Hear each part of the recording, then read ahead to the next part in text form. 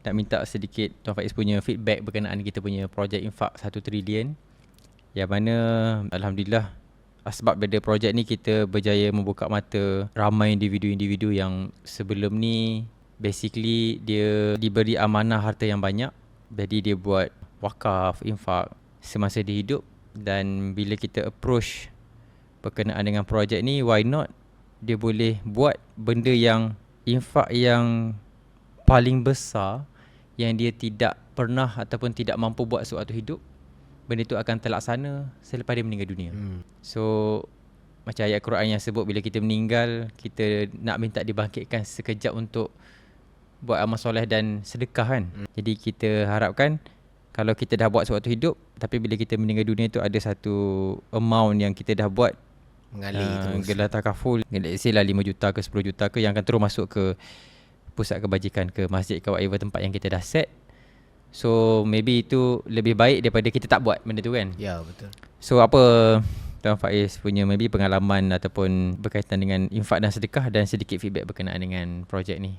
Ni pengalaman peribadi saya tau. Ya. Dan cerita ni tak menjadikan saya lebih baik daripada semua orang lah. Okay, saya cerita ni sebab saya nak bagi inspirasi untuk orang buat benda yang sama. Bukan sebab saya lebih baik, dan bukan sebab benda ni adalah satu-satunya cara.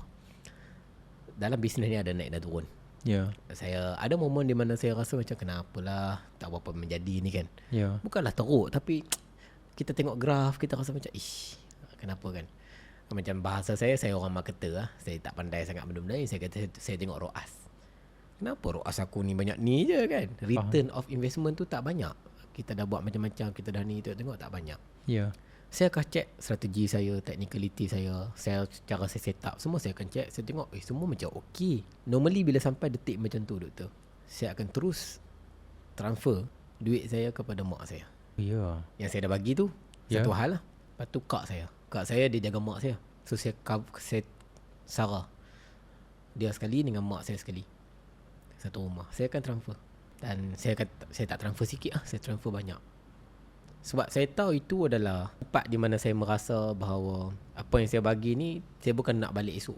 Tapi apa yang saya bagi ni, saya nak bagi tahu kepada diri saya bahawa inilah sebab kenapa kau nak jadi orang yang buat bisnes. Kau nak mampu untuk bagi kepada orang yang memerlukan. Kau tak nak jadi orang yang berkira. Kau tak nak jadi orang yang sikit-sikit berkira, tak mampu nak bantu orang. Kau tak nak jadi macam tu. Sebab tu kau buat bisnes kan. Ada saya tadi kita sembang pasal red flag. Doktor tahu red flag saya paling utama apa? Orang berkira. Saya paling tak suka lah. Tapi itu peribadi saya lah, personal saya tak suka.